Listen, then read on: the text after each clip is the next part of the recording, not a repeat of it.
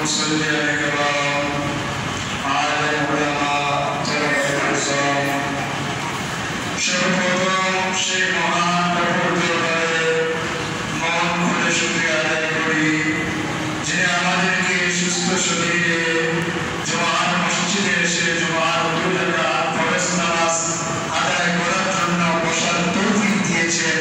সেই মহান প্রভুর দরবারে আমরা মন খুলে শুকরিয়া আদায় করি। সবাই বলি আলহামদুলিল্লাহ। আমরা যে তারিখে আজকে উপনীত আছি, রবিউল আউয়াল মাসের 24তম তারিখ। এই মাসের একটি মাহাত্ম্য আছে। এই মাসে আমাদের নবী হযরত মুহাম্মদ সাল্লাল্লাহু আলাইহি ওয়াসাল্লাম এই পৃথিবীতে আগমন করেছেন। বলেন না আলহামদুলিল্লাহ। আবার নবী সাল্লাল্লাহু আলাইহি ওয়াসাল্লাম এই মাসেই ইন্তেকাল করেছেন। আবার এই মাসে নবী সাল্লাল্লাহু আলাইহি ওয়াসাল্লাম মক্কা থেকে মদিনায় হিজরত করেছেন। তাহলে এই মাসটা একটি পর্যালোচনার মাস। এখানে অনেক বড় বড় ঘটনা ঘটেছে। আমি যে আয়াত তেলাওয়াত করেছি, আয়াতে বলতেছে যে নবী সাল্লাল্লাহু আলাইহি ওয়াসাল্লাম সারা বিশ্ববাসীর জন্য রহমত। এর সাথে আলোচনা করেছিলাম কাদের জন্য রহমত। নবী সাল্লাল্লাহু আলাইহি ওয়াসাল্লাম তালিবুল ইলমের জন্য রহমত। যেমন হাদিস শরীফে আছে, নবী সাল্লাল্লাহু আলাইহি ওয়াসাল্লাম বলেন, মান কানা ফি তালাবিল ইলম কানাতিল জান্নাতু ফি তালাবিহি, আও কামা ক্বালা সাল্লাল্লাহু আলাইহি ওয়াসাল্লাম। তালিবুল ইলম যারা ইলম অন্বেষণে আছে, তাকে জান্নাত তাকে অনুসরণ করে। বলেন সুবহানাল্লাহ। হাদিস শরীফে আছে, মান কানা ফি তালাবিল ইলম ফাহুয়া ফি সাবিলিল্লাহ, সে আল্লাহর রাস্তায় আছে। বলেন সুবহানাল্লাহ। এমনিভাবে প্রতিবেশীর জন্য আল্লাহ নবী সাল্লাল্লাহু আলাইহি ওয়াসাল্লাম রহমত। হাদিস শরীফে আছে, আল্লাহ নবী সাল্লাল্লাহু আলাইহি ওয়াসাল্লাম বলেন, লা ইয়াদখুলুল জান্নাতা মান লা ইয়াহমানু জাহু ফাওয়াহিকা, সে জান্নাতে প্রবেশ করতে পারবে না যে তার থেকে তার প্রতিবেশী নিরাপদ না। যদি আপনি আমার থেকে প্রতিবেশী নিরাপদ না থাকে, তাহলে আমি জান্নাতে প্রবেশ করতে পারবো না। তাহলে প্রতিবেশীর জন্য আল্লাহ নবী সাল্লাল্লাহু আলাইহি ওয়াসাল্লাম রহমত। এমন একটা হাদিস শরীফে আছে, আল্লাহ নবী সাল্লাল্লাহু আলাইহি ওয়াসাল্লাম বলেন, মা সালা জিবরিল ইউসিনি বিল জার হাত্তা যানানতু আন্নাহু সাইয়ুরিসুহু। মা সালা জিবরিল, সর্বদাই জিবরাইল আলাইহিস সালাম আমাকে ওসিয়ত করতেছিলেন, হাত্তা যানানতু, আমাকে প্রতিবেশী সম্পর্কে আমার কাছে ওসিয়ত করতেন যে আপনি আপনার উম্মতকে প্রতিবেশীর হকের ব্যাপারে বলেন, প্রতিবেশীদেরকে যেন কষ্ট না দেয়। হাত্তা, এমনকি যানানতু আন্নাহু সাইয়ুরিসুহু, যে আমি এমন ধারণা করে নিয়েছিলাম যে অচিরেই প্রতিবেশীকেও উত্তরাধিকার বর্ণ করা হবে। বলেন না সুবহানাল্লাহ। তাহলে প্রতিবেশীর জন্য আল্লাহ নবী সাল্লাল্লাহু আলাইহি ওয়াসাল্লাম কি ছিলেন? রহমত স্বরূপ ছিলেন। বড়দের জন্য আল্লাহ নবী সাল্লাল্লাহু আলাইহি ওয়াসাল্লাম রহমত ছিলেন, ছোটদের জন্য। হাদিস শরীফে আছে, আল্লাহ নবী সাল্লাল্লাহু আলাইহি ওয়াসাল্লাম বলেন, মান লাম ইয়ারহাম সগীরানা ওয়া লাম ইউওয়াক্কির কাবীরানা ফালাইসা মিন্না, যে ব্যক্তি ছোটদেরকে স্নেহ করবে না, ওলাম ইউওয়াক্কির কাবীরানা, বড়দেরকে সম্মান করবে না, ফালাইসা মিন্না, সে আমার দলের অন্তর্ভুক্ত নয়। তাই এই কথাটা বড়দের হক বড়দেরকে বুঝিয়ে দিয়েছেন, ছোটদের হক ছোটদেরকে বুঝিয়ে দিয়েছেন। তিনি কে? রাহমাতুল লিল আলামিন হযরত মুহাম্মদ সাল্লাল্লাহু আলাইহি ওয়াসাল্লাম। এমনভাবে তিনি ভিক্ষুকদের ব্যাপারে রহমত স্বরূপ ছিলেন। আল্লাহ বলেন, ওয়াফি আমওয়ালিহিম হাক্কুল লিস-সাইল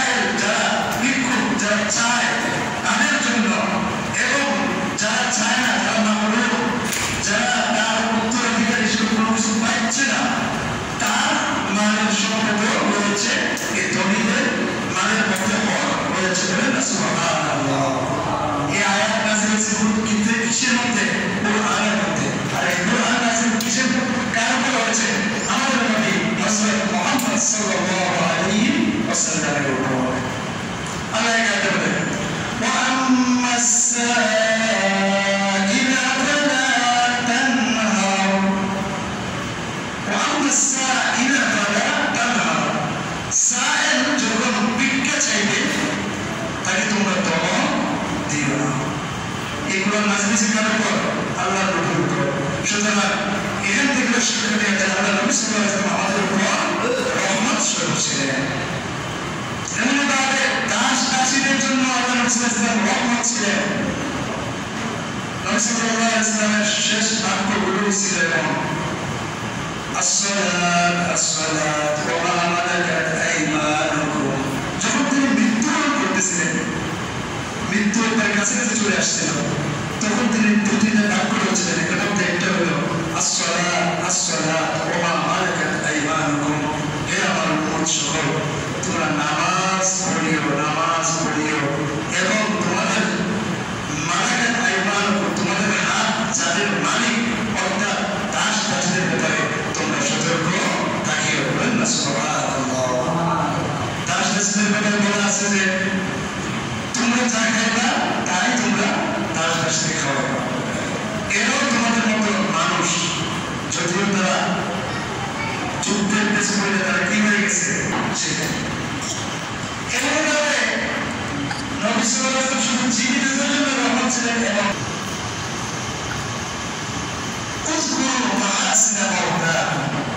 তোমরা তোমাদের মৃত ব্যক্তিদের ভালো কাজগুলো আলোচনা করো, এর অর্থ তোমরা খারাপ কাজগুলো আলোচনা করো।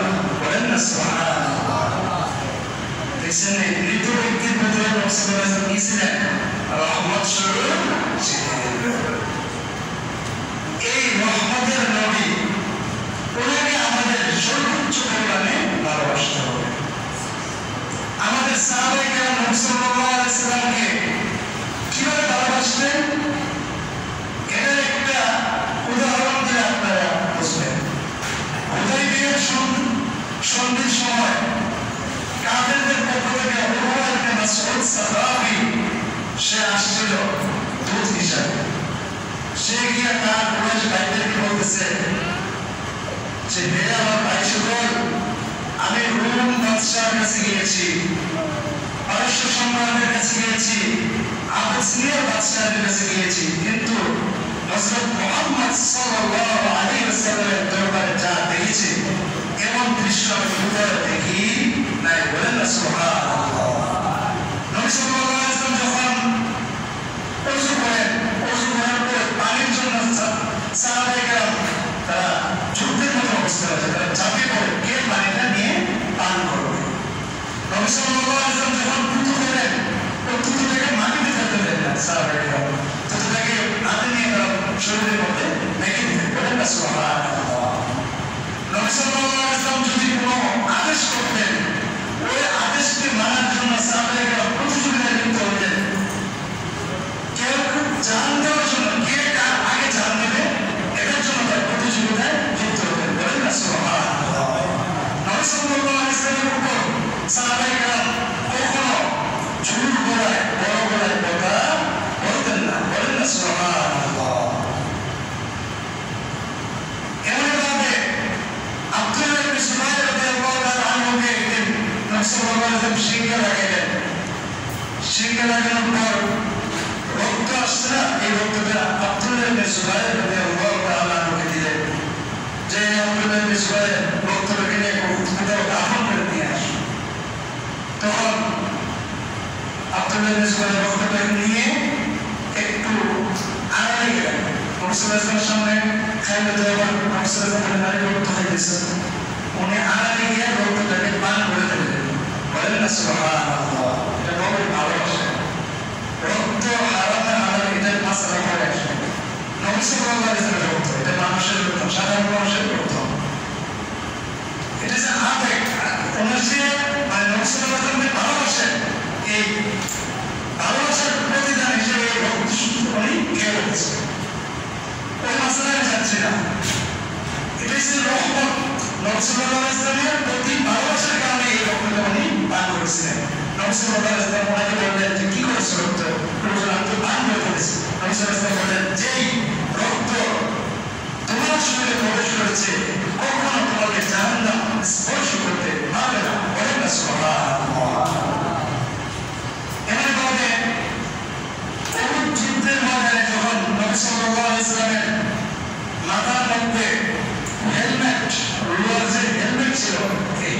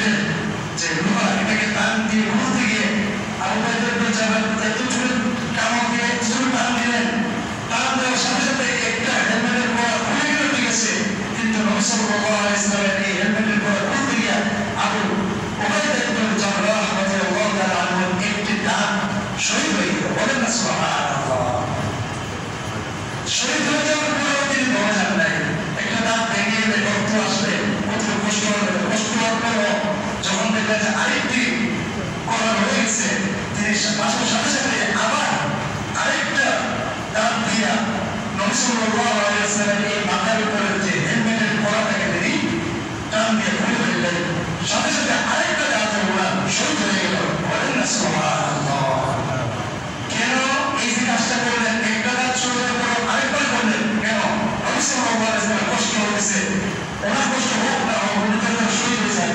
তারপরে তিনি কি করলেন? নবী সাল্লাল্লাহু আলাইহি ওয়াসাল্লাম এই হেলমেটের পরাটাকে দ্রুত খুলে ফেললেন। এই কারণে সাহাবাইরা তারা জান দিতে প্রস্তুত ছিলেন। যখন রক্ত বের হয়েছিল, মুখ রক্তাক্ত হয়ে গেছিল, তখন মালিক ইবনে সিনান রাদিয়াল্লাহু তাআলা তিনি দ্রুত আসলেন। আয়েশা নবী সাল্লাল্লাহু আলাইহি ওয়াসাল্লাম চেহারা মনে করে সেই রক্তকে চেটে চেটে পান করে ফেললেন। বলেন না সুবহানাল্লাহ।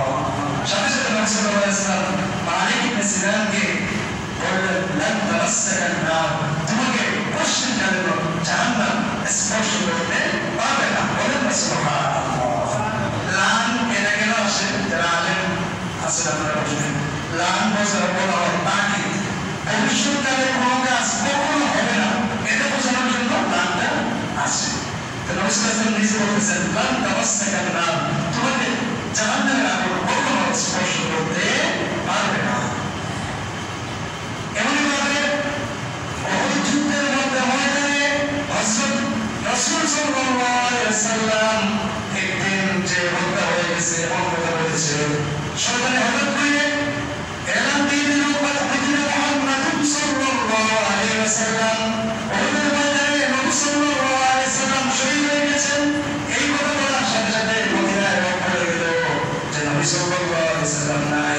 তখন আনসারী সাহাবীরা রাদিয়াল্লাহু তাআলা আনহু মহিলা সে বলল, যতক্ষণ পর্যন্ত আমি নবী সাল্লাল্লাহু আলাইহি ওয়াসাল্লামকে সরাসরি না দেখব ততক্ষণ পর্যন্ত বিশ্বাস করব না যে নবী সাল্লাল্লাহু আলাইহি ওয়াসাল্লাম তিনি মৃত্যুবরণ করেছেন।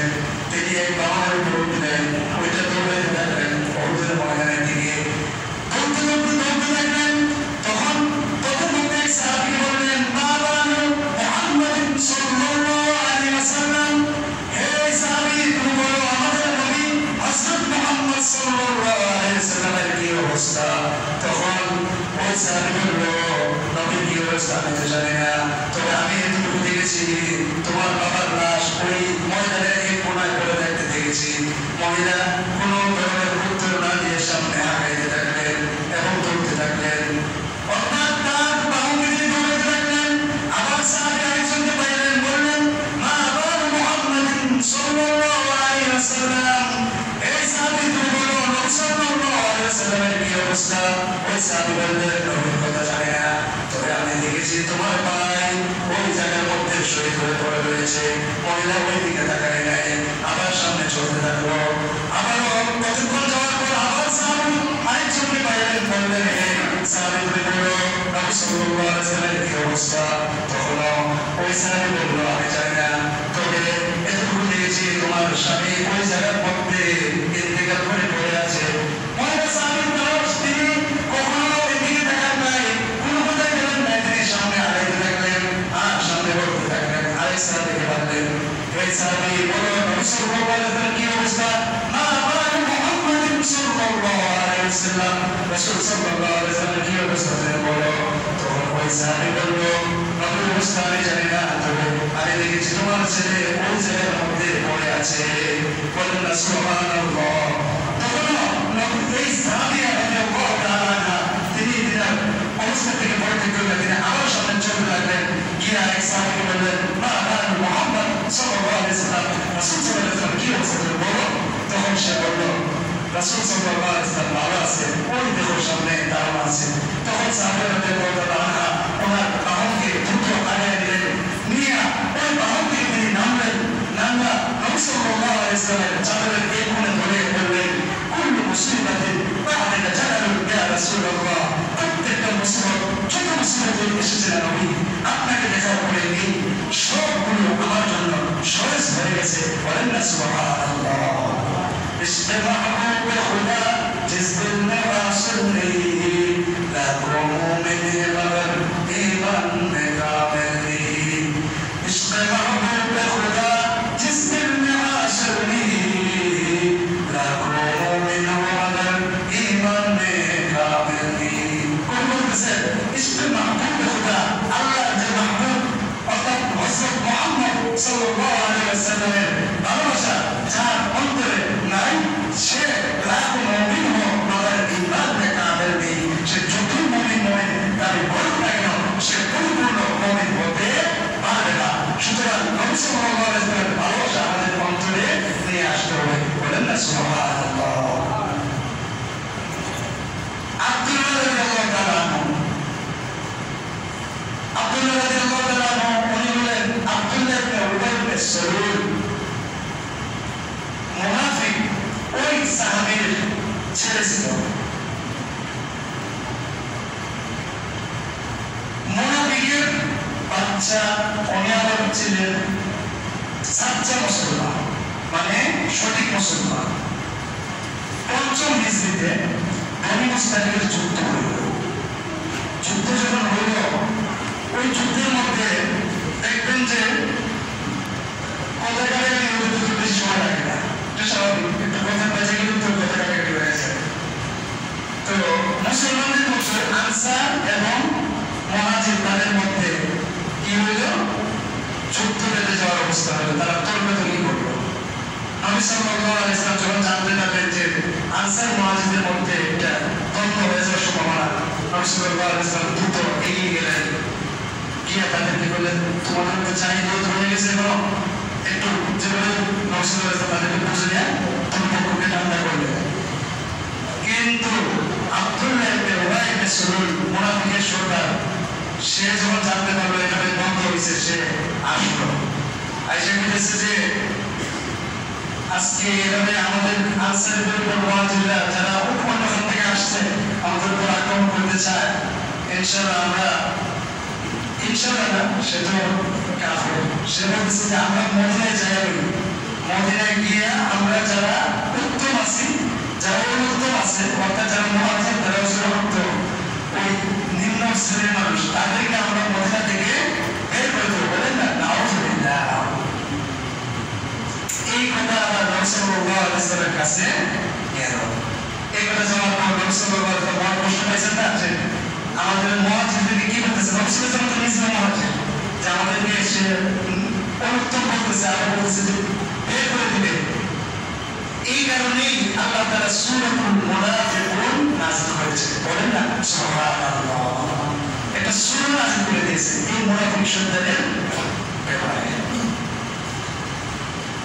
আব্দুল্লাহ রাদিয়াল্লাহু আনহু যিনি নবী সাল্লাল্লাহু আলাইহি ওয়াসাল্লামের সাথে ছিলেন উনি যখন শুনলেন আল্লাহ তাআলা এই মন্তব্য করছে আব্দুল্লাহ রাদিয়াল্লাহু আনহু নবীর কাছে আসলেন এসে বললেন যে নবী আপনি যদি আদেশ দেন তরবারি বলে আমার আপনার কেল্লা বেরানি কি করে দেব কোরআন মাটিতে ফেলে দিই নবী সাল্লাল্লাহু আলাইহি ওয়াসাল্লাম বললেন যে না এটা সম্ভব না দিব না বাস এভাবে চলতে থাকলো তারা যুদ্ধ করে আসতেছিল আস্তে আস্তে মদিনার উপকণ্ঠে যখন আসলো মদিনায় প্রবেশ করবে তখন আব্দুল্লাহ রাদিয়াল্লাহু তাআলা তিনি ওনার বাবার কাছে গেলেন ওনার বাবার নাম কি আব্দুল্লাহ ইবনে উবাই ইবনে সালুল ওনার কাছে গিয়ে বললেন যে আব্বা আপনি এতক্ষণ যা করছেন তো করছিলেন এখন মদিনায় ঢুকবে আপনি মদিনায় ঢুকতে পারবেন না যতক্ষণ পর্যন্ত এই কথা না বলবেন যে মুহাম্মদ সাল্লাল্লাহু আলাইহি ওয়াসাল্লাম এবং ওনার সাহাবায়ে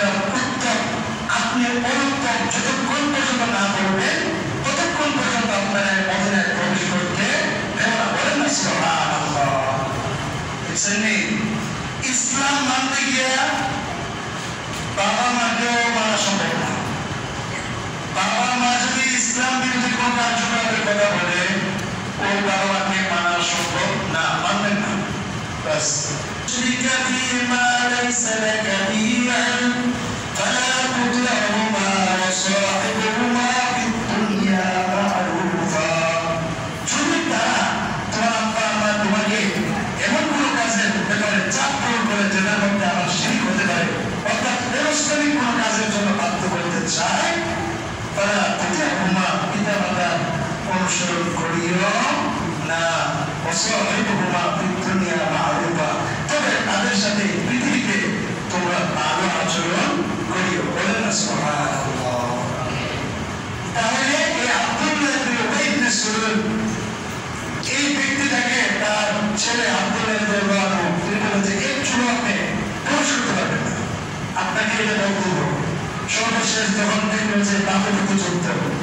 পরে দেখলো যে আর কোনো উপায় নাই, ছেলে যেভাবে ধরছে আর ছাড়বে না।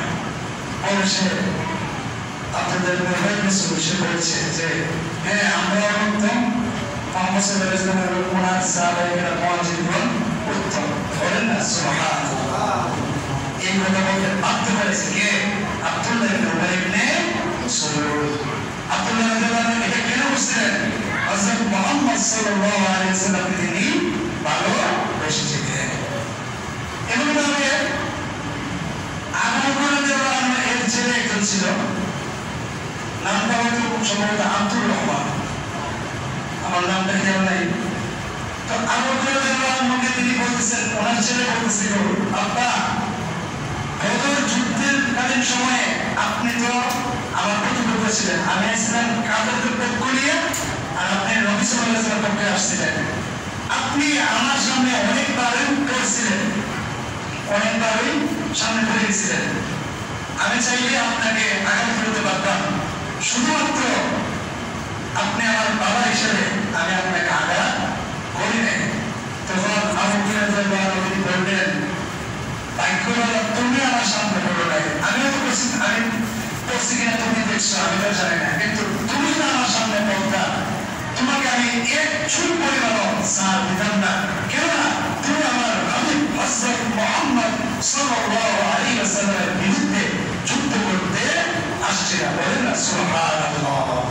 অর্থাৎ আবু বকর রাদিয়াল্লাহু আনহু বলতেছেন যে ছেলেকে কোনো ছাড় নাই, তুমি আমার নবীর বিরুদ্ধে আসছো যুদ্ধ করতে, তোমাকে আমি ছাড় দিতাম না। এটা কেন? নবী সাল্লাল্লাহু আলাইহি ওয়াসাল্লাম অতিরিক্ত ভালোবাসতেন। এমনভাবে যায়েদ ইবনে হারেসা রাদিয়াল্লাহু তাআলা আনহু, ওনার কথা, ওনাকে ডাকাতরা ধরে এনে বাজারে গোলাম হিসেবে বিক্রি করে দিয়েছে। কাকে? যায়েদ ইবনে হারেসা। যায়েদ ইবনে হারেসাকে বাজারে বিক্রি করে দিয়েছিল ডাকাতরা। মানে বাবা শরীর আসলে দাস না, কোনো গোলাম না, পিঠোনারে ধরে না বাজারে বসে গোলাম ধরছে, যখন ডাকাতরা ধরছে তখন বাচ্চা কি করবো, বাচ্চারে ধরে পিছিয়ে রাখছে। ক্রয় করেছেন কে? খাদিজা রাদিয়াল্লাহু তাআলা আনহা, আমাদের মা উম্মুল মুমিনিন খাদিজা রাদিয়াল্লাহু তাআলা আনহা, তিনি এইটাকে ক্রয় করেছিলেন। কাকে? যায়েদ ইবনে হারেসা রাদিয়াল্লাহু তাআলা আনহু। ওই যায়েদ ইবনে হারেসা রাদিয়াল্লাহু আনহুকে নবী সাল্লাল্লাহু আলাইহি ওয়াসাল্লামকে উপহার দিয়েছেন কে?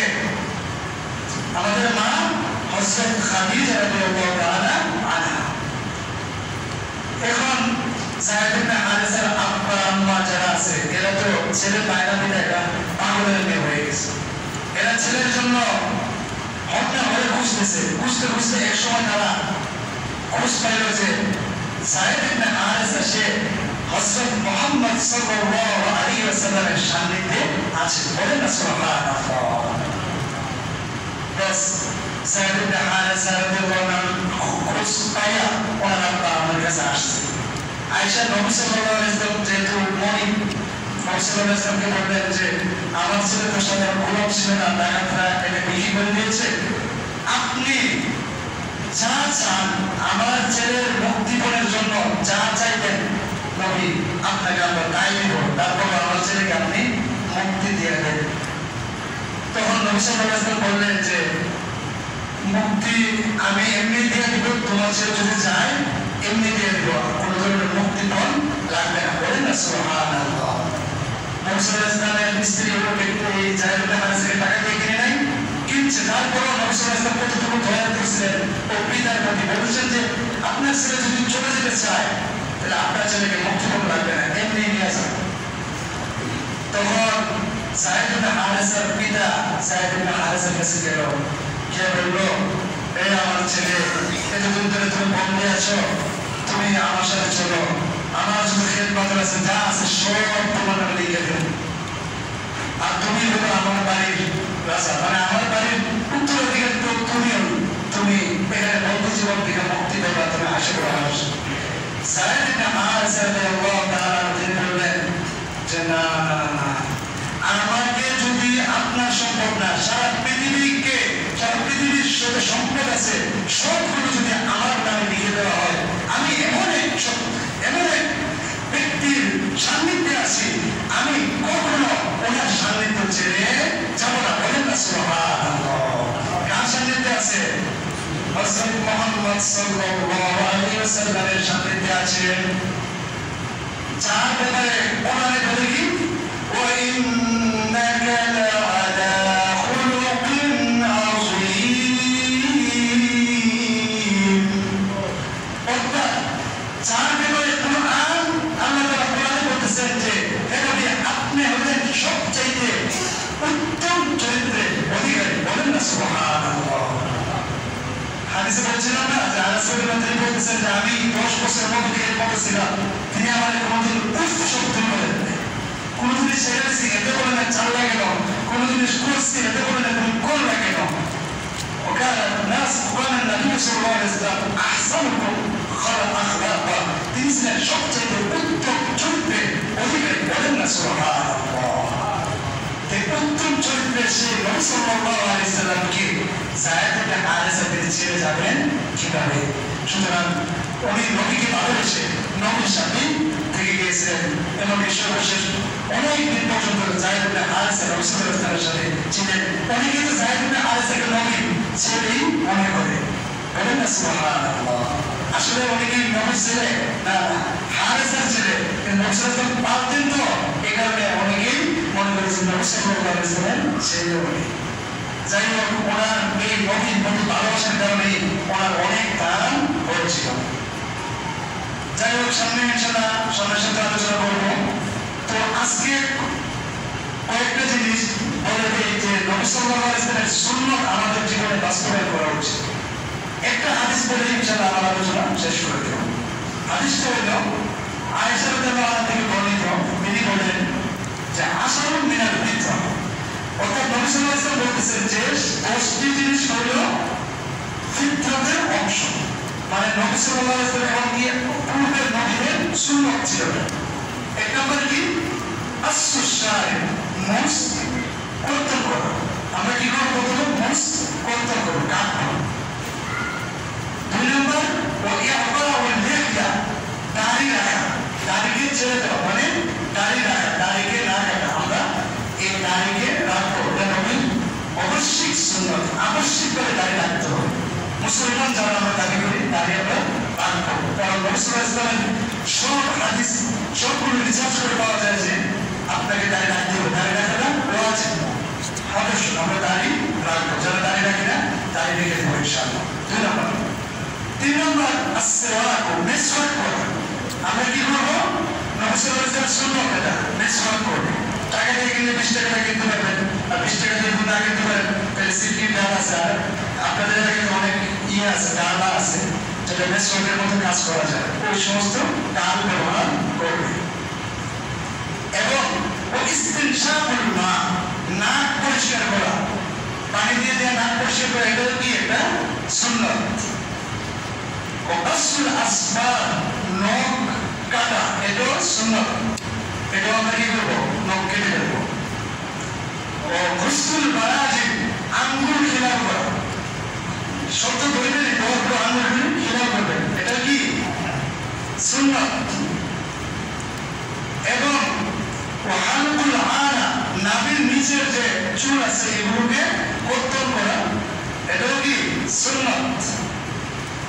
এরপরে ওয়ানাফুল ইবিত, অর্থাৎ আপনার বগলের নিচের চুল এটাকেও কেটে দেওয়া সুন্নাত।